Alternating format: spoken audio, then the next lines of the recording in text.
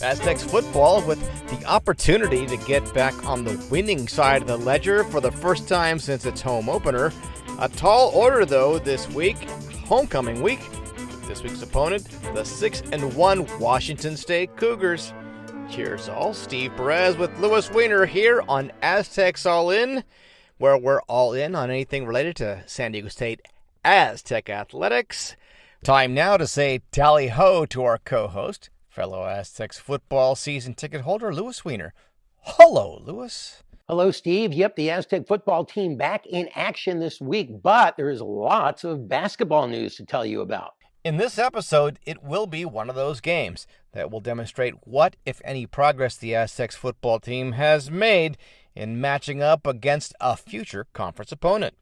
The San Diego State men's basketball team loses a key player just 3 weeks before the season is set to begin. And back to football, the odds makers have the Aztecs as 2-touchdown underdogs going against the Cougs. So, Lewis, before we dive into the obvious X's and O's of this matchup, how about we let Coach Sean Lewis have the floor at the outset, where he talks about the bye week, the challenges ahead, and a little bit of the seasonal setup in the Lewis household. You guys, obviously game week here, rocking and rolling. We have had a couple days of advanced prep on a really good Wazoo team, that is coming home here for homecoming at beautiful Snapdragon Stadium. So looking forward to our supporters, our fan base coming out and packing that stadium.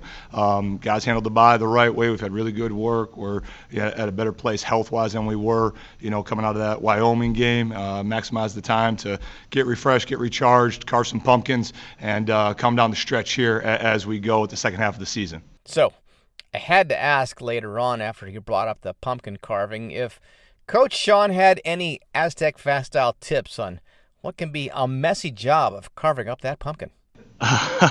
So it's a tradition that me and my wife started many years ago, and it's something that we've done. It's one of my traditions, one of our family traditions that I love the most, and ever since we've had our kids, obviously it's gotten better and better. So we use stencils, a little bit of saran wrap around it, and we carved out a nice little werewolf this year that we're pretty proud of. So that was a fun way to spend a good chunk of the bye. Maybe a little top to take off and put a little NIL money in. Hey, if someone wants to drop a treat in there for us that our kids can benefit for, I'm all for that. Aztec Link, help me out. And closing this part with a seasonal reminder here, since I brought it up. If you're able, check out the Aztecs NIL opportunities to support the football program by doing a search on the topic in your favorite web search engine. All right, on now to the football elements of Coach Sean's talk. Last time the Aztecs faced a Pac-12 opponent, freshman QB Danny O'Neal got knocked around pretty good by Oregon State. Final in that one was a 21-0 skunking. O'Neal ended up missing the next game, a road loss against Cal. He's been sporting a wrap on his left leg to shore up a sore knee ever since. And with the road game against conference favorite Boise State coming up, after this one, it would behoove the Aztecs to do their level best to keep their prized freshman QB upright and his jersey clean. Cougars fresh off a 42-10 manhandling of Hawaii in their house. Aztecs, you'll recall, barely edged the Rainbow Warriors before the bye week with a fourth quarter rally. Final score in that one, 27-24. In my mind, Lewis, the question is, can the Aztecs offensive line protect O'Neal against what appears to be a fast, physical, active defense? Here's a compilation of Coach Lou talking about O'Neal, the offensive line, and the strength of the Cougars' front grouping. Is he getting closer to where his legs can kind of come back into play, or do you think it's going to be kind of like that? I think it's something that we'll continue to monitor as we move through the season as we go with it. Did the bye week give any more stability on the offensive line? Like it feel more settled to you? I think with the guys that we've been rolling in there, we're more healthy. I know that Braden, benefited from it, from the injury that he's been battling through the past few weeks, and so I feel like we're in a good spot with where we need to be. Line, is it more of a depth concern than the guys actually starting? Yeah. The depth of where we've been because of the injuries that we have. Yeah, there's depth. Not so much the quality of the caliber of player that we have, just the quantity that we have up and available at this point in time. So have you had to change anything offensively because of any concerns on the offensive We streamlined the package a little bit. Again, just not knowing the combination of the five that are consistently going to be in there week in and week out, so that regardless of where guys have to play and what combination of guys need to play together, we can be uniform and we can be together in that regard. Feel like Brian's good to go? Again, trending the right way. The time that he has had, during this bye to be off, he's, says that he feels as good as he's been. Again, we'll do a few more field tests here as we get going. He'll be a game time decision, but I know if it's close at all, with the character and the heart that young man has, he's going to play. What's the strength of their defense? Their front six, they're four down, and their backers, 52 and 60. The nose and their box backer have played a lot of football for them. They do a really nice job, in providing strength to their defensive unit through their core. And I think both of their corners are really exceptional players. 24 has multiple interceptions that have changed the course of the game. He got the pick six against the team up north that really, flipped the script of that game. But they do a really nice job, again, utilizing their talent, and then they do a really nice job with their pressure package to keep you off balance and to keep you off schedule.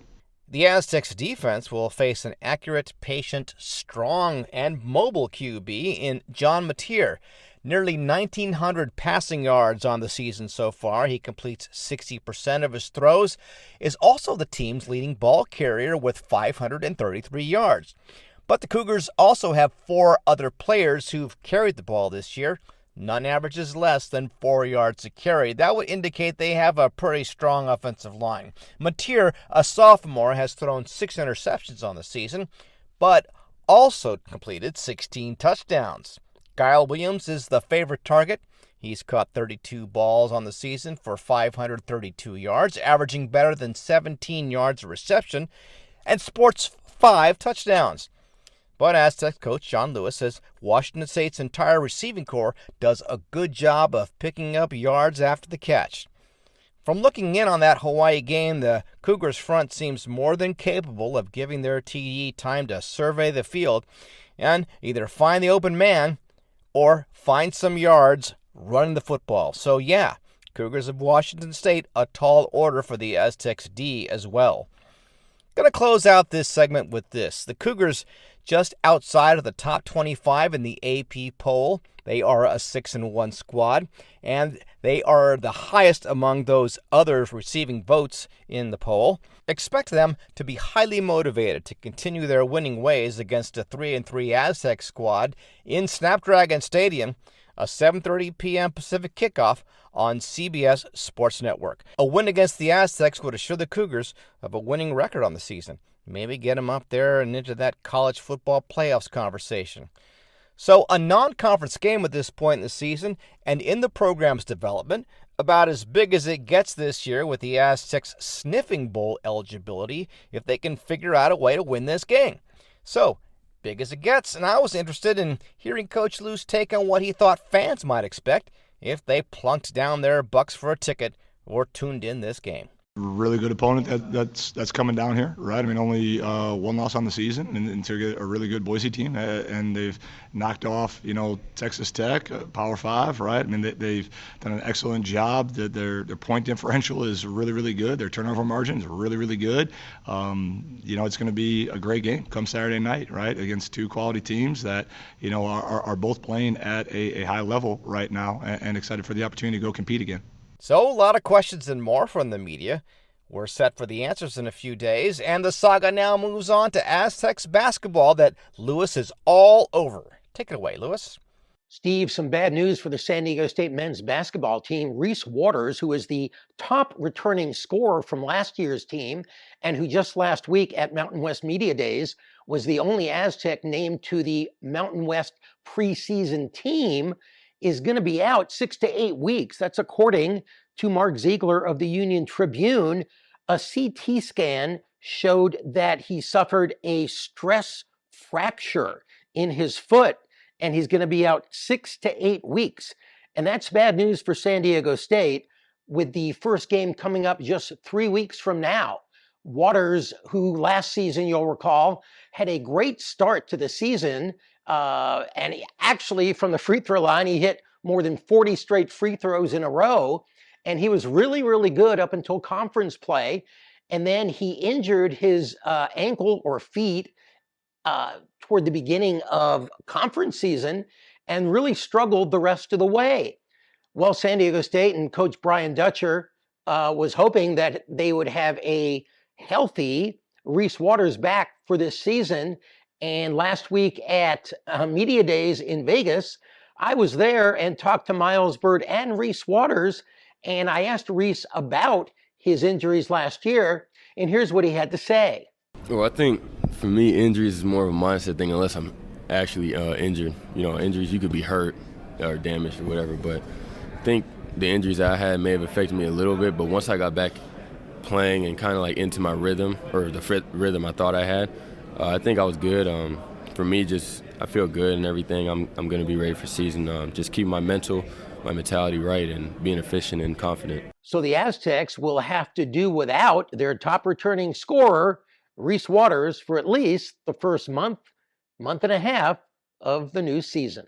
There is some good news, though, from the San Diego State men's basketball team. This past weekend, in a close scrimmage, and every year before the season starts, basketball teams can play other basketball teams in a closed scrimmage that doesn't count in the standings or anything. And usually they're sort of secret, but they're not really secret anymore. And what came out after Sunday is that San Diego State played against number 22 UCLA at the famed Pauley Pavilion, and the Aztecs won that game 72-67.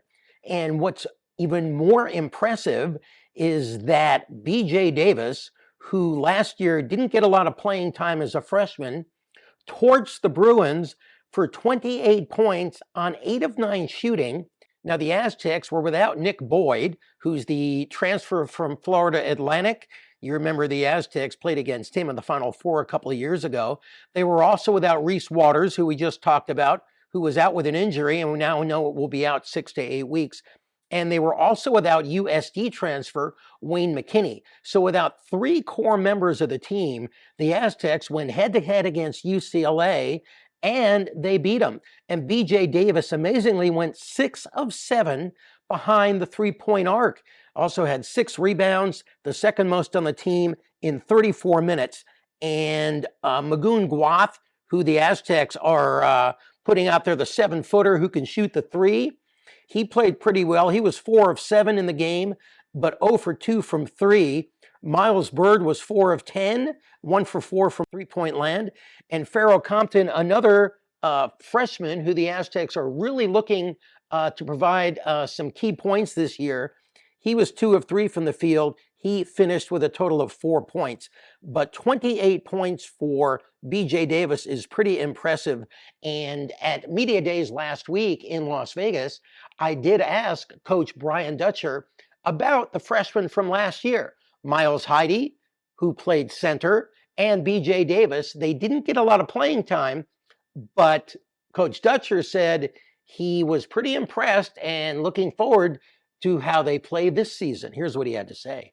Yeah, the hardest position in basketball is a freshman center. So Miles did a good job backing up Jaden last year and has gotten better. BJ didn't get a lot of minutes, but has been a warhorse in practice so far. He's been really, really good. And so I would expect both of them to expand their roles with this year's team. So with Reese Waters out at least 6 to 8 weeks, it looks like BJ Davis is going to have an opportunity to really show what he can do for this year's team. San Diego State is set to get $1 million for playing in the Players Era Festival. That's the NIL-backed event in Las Vegas over Thanksgiving week. And it turns out now they might be able to make a lot more money than they originally were going to. That's because there's been a change in format for the tournament. San Diego State's first 2 games against preseason number 15 Creighton on November 26th and Oregon a day later remain the same. But the finale on November 30th, which was supposed to be against number 13 Texas A&M, is going to be replaced by a crossover game against the other group based on the Aztecs' results in the first 2. So that means they could play number 2 Alabama, number 4 Houston, number 25 Rutgers, or Notre Dame. And those games could be at any time. Nobody knows yet. It could be 10 a.m., 12:30, 4 p.m., or if they're in the championship game, 6:30 p.m. The reason for the change is NCAA rules, which govern multi-team events, have been changed and adjusted. That allowed the tournament, which is in its first year, to change the setup. And for San Diego State, it could mean a lot more money. The bonuses that were outlined in the announcement this week is an additional $500,000 for the champion, $250,000 for the runner-up, $125,000 for third place, and $100,000 for fourth. So that raises the total purse to $9 million. This is money that could be used to pay the players. And of course, San Diego State is in a tough position now because of NIL. They need to have a lot more money available to pay players who come into the program. So it's hoped that this new NIL tournament, the Players Era tournament in Vegas, which the Aztecs also set to play in next year and the year after, will help provide those much needed NIL funds that will help the Aztecs stay competitive and compete for Final Fours. Finally, Steve, we haven't heard much about the new Pac-12 since San Diego State joined a few weeks ago. Of course, the latest news was a few weeks later when it was announced that Gonzaga would join. And now the Pac-12 needs one more to get to 8 football teams in order to compete as a conference in 2026 when the agreement for San Diego State to join, along with Boise, Colorado State, Fresno, and Utah, takes effect. Well, we're getting word this week, according to John Canzano, who covers the Pac-12 and West Coast football. He's been doing that for a long time. He's reporting that Octagon, the company, has been hired to represent the Pac-12 in its media rights negotiation. Now, that's a consulting firm, and the consulting firm is going to help the Pac-12 figure out what value it has to certain media companies. And that could be ESPN or CBS Sports Network. It could be the CW. It could be Apple, which has talked about moving into that realm. It could be Amazon. You remember a couple of years ago, or last year actually, when the original Pac-12 imploded, that was because ESPN had offered the Pac-12 $30 million per team, and the Pac-12 countered with $50 million. Well, that didn't work well, and the conference ended up blowing up. So what San Diego State is doing now with the Pac-12 is the Pac-12 is looking for media rights negotiation information. And once they know how much the media rights might possibly be, then they can go to another team or another team in another conference and let them know, okay, here's what you're going to get, and this is the situation. And that's hopefully going to help in recruiting another team or school to the Pac-12. Because you'll recall the AAC was negotiating with the Pac-12 soon after San Diego State joined, and that would be Memphis and Tulane and some other teams. And they decided to stick with the AAC because they did not like the amount of money that the Pac-12 was offering. So by going to media rights and finding this consulting firm, the Pac-12 can now get specific in the amount of money that the media holders may want to grant the Pac-12. And in turn, that would then help the Pac-12 find an 8th and maybe 9th team to play football in 2026. Aztecs men's golf got some airtime on the Golf Channel this week, appearing in the Jackson T. Stevens Cup in Oklahoma City. They advanced to the match play portion of the event on Wednesday by finishing 3rd over the first 2 days. They fell in that match play portion against number 1 ranked Oklahoma State.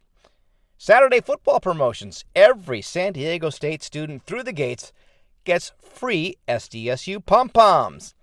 Lewis, I know how much you love them pom-poms shaking in your face, but unfortunately, they go to students only.